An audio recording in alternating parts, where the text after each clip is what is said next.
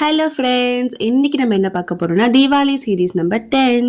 இது பார்த்தீங்கன்னா மில்லட் தட்டை. நான் வந்து திணையில் பண்ணியிருக்கேன். ஸோ ஒரு அழாக்கு திணையை நல்லா வாஷ் பண்ணிட்டு 2 hours கிட்ட ஊற வச்சுக்கலாம். இதுக்கப்புறமா 2 ஸ்பூன் அளவுக்கு கடலைப்பருப்பையும் ஊற வச்சுக்கலாம். இப்போது 2 hours கழிச்சு பார்த்தீங்கன்னா திணை இப்படி தான் இருக்கும். இந்த தண்ணியெல்லாம் ஃபுல்லாகவே ஃபில்டர் பண்ணி எடுத்துருங்க. நான் தெரியாமல் கொஞ்சமாக தண்ணி ஆட் பண்ணிக்கிட்டேன். பட் தண்ணி ஆட் பண்ணாமல் பண்ணாலே சூப்பராக வரும். இந்த அளவுக்கு திக்காக இருக்கணும். இன்னும் கொஞ்சம் திக்காக இருந்தாலும் பிரச்சனை கிடையாது. இதை ஒரு பவுலில் ஆட் பண்ணிவிட்டு இது கூட நம்ம தேவையான அளவுக்கு உப்பு, அதுக்கப்புறமா 2 ஸ்பூன் அளவுக்கு உடச்சக்கடலை மாவு, 1 ஸ்பூன் அரிசி மாவு, இது எல்லாத்தையும் சேர்த்து நல்லா மிக்ஸ் பண்ணிக்கலாம். கொஞ்சமாக பெருங்காயத்தூள், அதுக்கப்புறமா வெண்ணெய் 1 டேபிள் ஸ்பூன், இது எல்லாத்தையும் மிக்ஸ் பண்ணிவிட்டு இப்போ காரத்துக்கு வந்து சில்லி ஃப்ளேக்ஸ் ஆட் பண்ணிக்கலாம், இல்லை பெப்பர் ஆட் பண்ணிக்கலாம். நான் வந்து நார்மலான சில்லி பவுடர் தான் ஆட் பண்ணிக்கிட்டேன். இதெல்லாம் மிக்ஸ் பண்ணிவிட்டு நம்ம ஊற வச்சுருந்தோம்ல அந்த கடலைப்பருப்பையும் இதில் சேர்த்து நல்லா மிக்ஸ் பண்ணிக்கலாம்.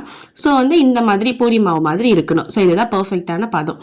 இப்போ இதை வந்து நம்ம தட்டி எண்ணெயில் போட்டுக்க போகிறோம். நீங்கள் வந்து பால் கவர் இல்லை எண்ணெய் கவர் இந்த மாதிரி எதில் வேணால் தட்டிக்கலாம், இல்லை வாழை இலையில் கூட தட்டிக்கலாம். நான் வந்து இந்த மாதிரி ஒரு காட்டன் கிளாத்தில் தான் தட்டிக்கிட்டேன். இந்த மாதிரி தட்டிட்டு இதை வந்து சூடான எண்ணெயில் போடணும். எப்படின்னா லைக் நம்ம முறுக்கு சுடுவோம்ல அந்த அளவுக்கு இருக்கணும் எண்ணெய் சூடு. இப்போ இதை போட்டிங்கன்னா அதுவே ஆட்டோமேட்டிக்காக மேலே எழுந்து வரும்.